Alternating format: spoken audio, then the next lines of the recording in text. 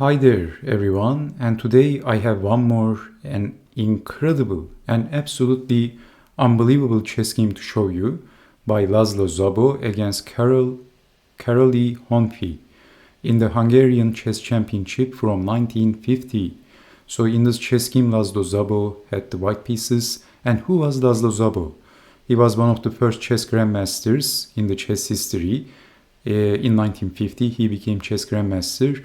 And listen, he was the 9 times Hungarian chess champion. 9 times. How dominant is that? Incredible. A very strong chess player, and also his opponent Karoly Honfi was a successful chess player. He was a chess international master from Hungary. So let's see what happened in this very notable and a fantastic chess game. So Laszlo Szabo starts the game with knight to f3, and this is the Reti opening. So the game is transposing to the Queen's Gambit declined. c6 and then e3, knight to f6, bishop to d3, so developing the pieces. And we are reaching this position. Now black is attacking the bishop. White was threatening to push the pawn, forking 2 pieces. So bishop takes and then e5. Bishop to g5, queen to e7. And then rook over, lining the rook with the queen. Knight to b6, and then bishop to b3. Bishop to g4, pinning the knight, asking a question. Bishop takes on f3, queen takes on f3. And after e takes on d4, this is an interesting moment of this game. Already white has an interesting move. Now white played e5.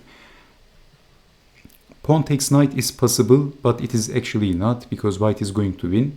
So we have this very sharp position at a pretty early stage of the game. So we have bishop takes on e5, not capturing the knight, which is almost poisoned. If capturing the knight, then we capture the knight, and this is going to be a discovery attack to the queen as well. So there is no time for capturing the pawn with the pawn, which would be terrible, of course. So if defending the queen, then we capture, and you can see that this is also attacking the rook. White has a pawn on g7. King takes is not a good idea, because we can get in check and then bishop up. You can see that f7 is also vulnerable. This position is losing for black. There is no defense. It's very bad, of course. A very difficult position, so white is better. So we have e5 by Laszlo Szabo. This is why bishop takes on e5, but it appears that black is running into a pretty difficult position. So white played knight to e4, and the knight is pinned. So we have queen to d8. Actually, in this position, let's play a random move. Can you see the big threat in this position? Then knight takes on f6, and that's check. So what else? Bishop takes is out of questions, because then rook takes queen, and if pawn takes knight, then white has this very strong move.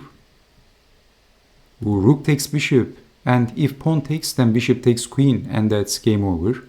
Queen takes is also not going to work because of bishop takes on f6, and after defending the queen we can give check, and then checkmate the king.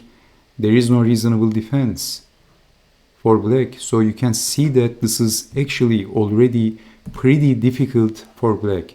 So this is why black is playing something passive, queen to d8, and then queen to f5, attacking the bishop and holding everything together. Knight goes back. Bishop to c7 is not a good idea at all. Because that's very obvious. Knight is pinned, and we can capture the knight. Knight takes knight is also working. So if capturing the bishop, then knight takes on f6, that's check. And if you don't want to give up the queen, black is getting checkmated just like this. There is no defense. Okay. So queen to d8, queen to f5, and defending the bishop. And then f4, and this is very difficult. Now black is suffering big time, and black played a very human move. He played g6, and this was a pretty human mistake, which is understandable because basically black wants to get rid of the queen. For beginners, it might look like the white queen is trapped, but actually it is not. I think we can capture the knight. That is going to be check, and then we can defend the queen somewhere in this light diagonal.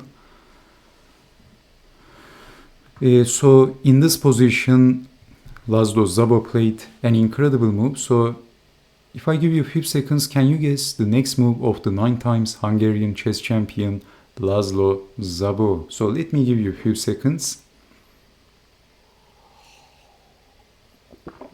Actually, he didn't move the knight. He didn't capture the knight with check.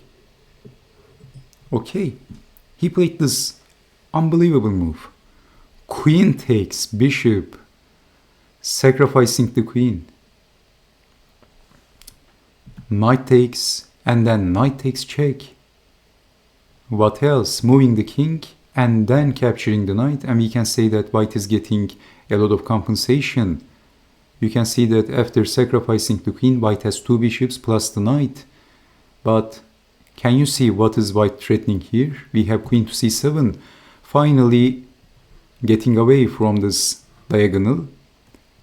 The bishop was aiming the queen, but I'm going to play a random move. It is white to move. How should white play? It's very simple.